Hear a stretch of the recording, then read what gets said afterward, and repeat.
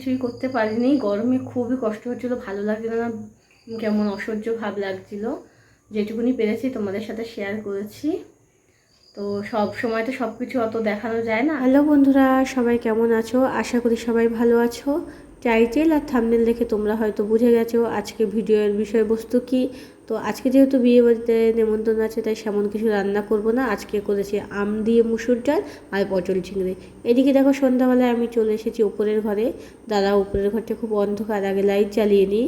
তো আমি উপরের ঘরে এসেছি একটা শাড়ি নিতে। বিয়ে বাড়ি যাবো, কোন শাড়িটা পরবো।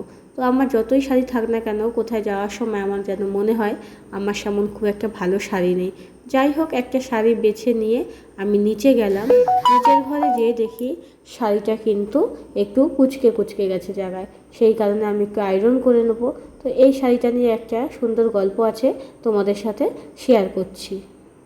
এই শাড়িটা হয়তো আমি 1 থেকে 2 বার পরেছি। এটা আসলে আমার বিয়ের লজ্জাবস্ত্রের শাড়ি।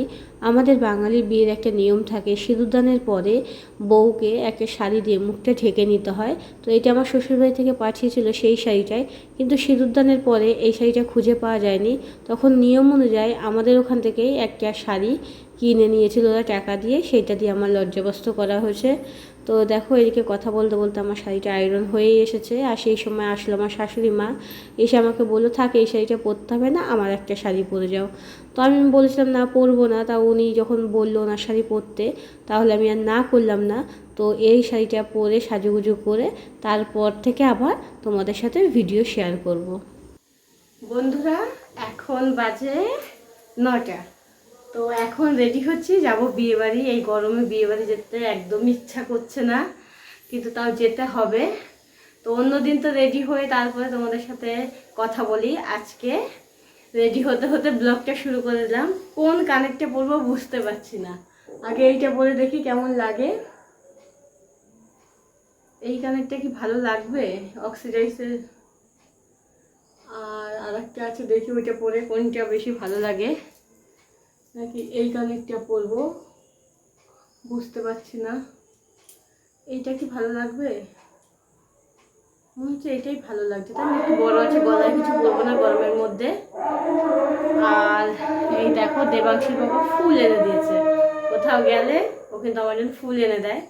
তো ফুলটা গুজবো, এদিকে দেবো নাকি এরকম ভাবে দিয়ে দিই, তাই না? গরমে তো চুল ছেড়ে যেতে পারবো না। তো রেডি হয়ে নিয়ে একটুখানি দাঁড়াও, তারপরে আবার কথা বলছি তোমাদের সাথে। গরমে অস্থির হয়ে গেছি। ফ্যান চালালে আবার তোমরা মানে আওয়াজ শুনতে পারবে না, এদিকে মাইক বাজছে। এখানেটাই পড়ি।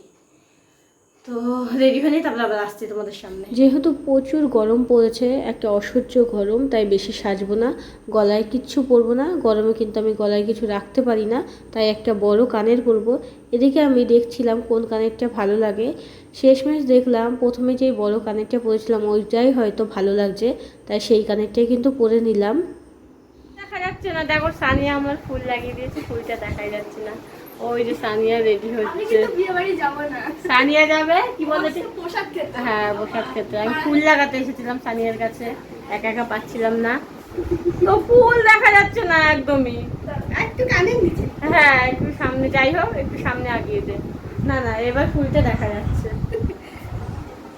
দেখো বন্ধুরা, রেডি হয়ে গেছি, এক পিন করে শাড়ি পরেছি, আর এই যে চুলে ফুল বুঝলাম, দেখলে তো সানিয়াদের বাড়িতে যে সানিয়াকে দিয়ে। তো কেমন লাগছে আমাকে জানি, খুব ভালো লাগছে না, যাই জানো আমার শাশুড়ি মার শাড়ি।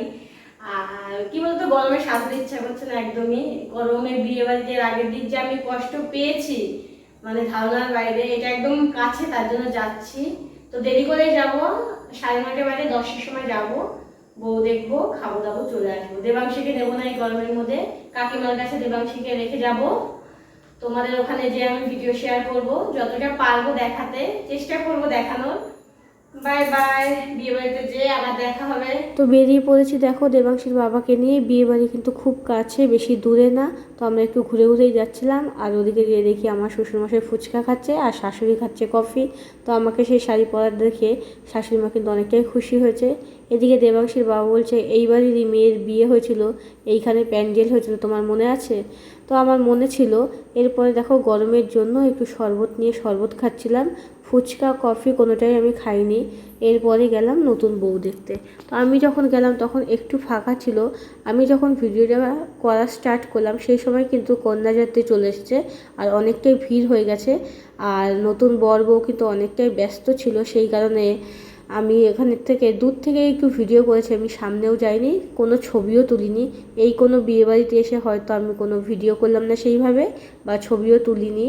দূর থেকে দেখে দুজনকে কিন্তু খুব মানিয়েছে।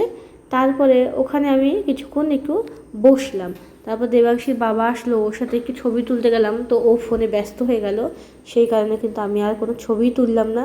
তারপর আমার শ্বশুরমশাই ফোন করলো যে প্যান্ডেলে চলে আসো, খাবার সিট ফাঁকা আছে।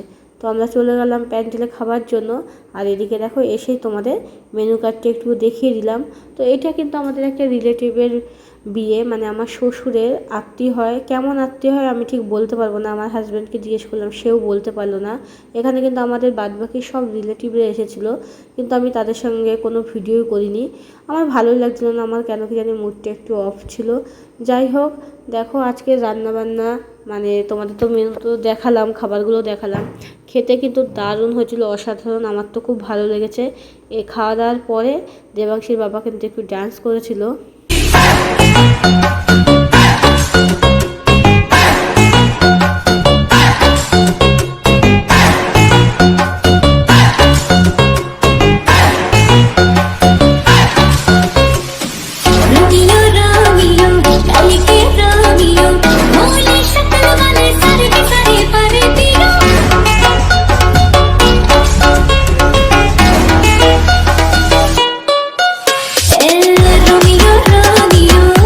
দেবাংশীর বাবা কিন্তু ডান্স করতে খুব ভালোবাসে, আমাদের যখন বিয়ে হয়েছিল দেবাংশীর বাবা কিন্তু অনেক ডান্স করেছিল, তো সেই দিনটার কথা আমার কিন্তু খুব মনে পড়ছিল।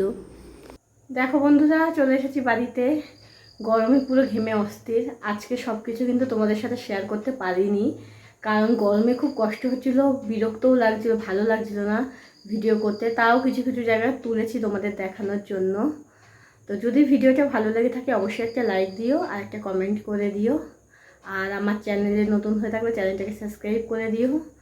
তো ভিডিওটা আর বেশি বড় করলাম না, এখানে আজকে শেষ করে দিচ্ছি। শুভরাত্রি, সবাই ভালো থেকো, বাই বাই।